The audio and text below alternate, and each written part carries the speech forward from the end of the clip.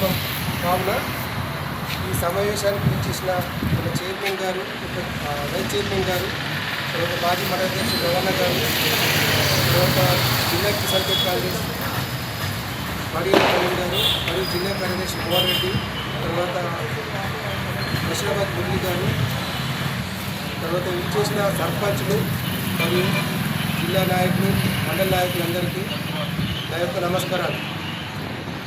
మన ప్రభుత్వం పేదల పాలిట సామాన్య ప్రజలు, తర్వాత మధ్యతరగతి వారు, కింది స్థాయి వారి కోసము పింఛన్లను ప్రభుత్వం వచ్చిన 2.5 ఏళ్ళకి చాలిస్తుంది.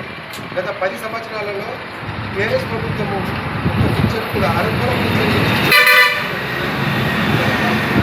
మన రాజశేఖర రెడ్డి హయాంలో ఇచ్చిన పింఛన్లు మాత్రమే. ఇప్పుడు మన రాష్ట్ర ప్రభుత్వం, మన ముఖ్యమంత్రి గారు మరియు మన పిసిసి అధ్యక్షుడు మహేష్ కుమార్ గౌడ్ ఆధ్వర్యంలో కొత్త పింఛన్ దరఖాస్తులు ఇచ్చిన సందర్భంగా ప్రతి మండల కేంద్రంలో ఈ ప్రెస్ మీట్ నిర్వహించి ప్రతి గ్రామాల్లో ప్రతి అర్హులైన నుంచి అప్లికేషన్లు తీసుకోవడానికి ఆసన్నమైంది.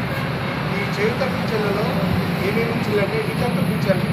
ఈ వితంతు పింఛన్లు 2016.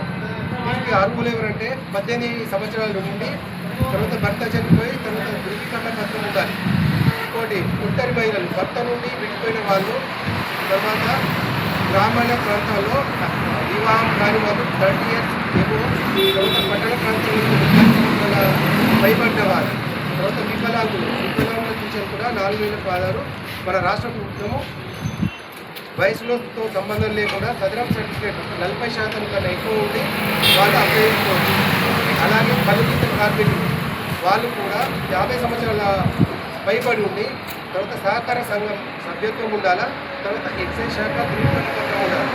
పేద కార్మికులు కూడా 2016 పింఛన్ మన ప్రభుత్వం అందిస్తుంది. అలాగే ఫైలేరియా బాధితులకు